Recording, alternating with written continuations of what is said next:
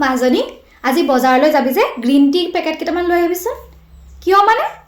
আৰে তইতো চাহ বনাব নাজানো শহুৰৰ ঘৰত সকলোৰে ৰুমে ৰুমে গ্ৰীণ টি পেকেট এটাই গৰম পানী বটল এটা থৈ দিবি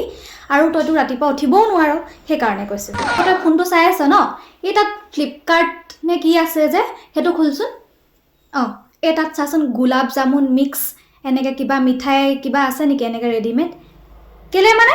আৰে প্ৰথম দিনাখনিতো মিঠা কিবা বস্তু এটা বনাই খুৱাব লাগিব ন তই পায়স চায়সটো বনাব নাজানোৱে সেই ৰেডিমেড সেইটো আনি থবি তেতিয়া সেইটো এনেকৈ মানে গোল কৰি পেলাই পানীত দি পিছত চেনি পানীকণত গুলি দি দিলে হ'ব তইতো সেইবোৰ কৰিব নোৱাৰ ন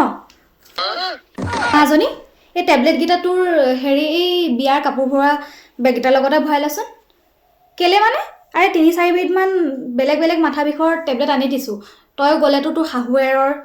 ঘৰৰ সকলোৱে মানুহৰ মূৰ বিষ উঠিবই নহয় তাৰ এটা এটা খুৱাই দিবি সকলোকে দেই এইকেইটা লচোন টেপ আকৌ এইকেইটা তোৰ যেতিয়া একদম খং উঠিব সেই তাৰ যিকোনো এটা তই মুখত মাৰি ল'বি সিহঁতৰ লগত কাজিয়া নকৰিবি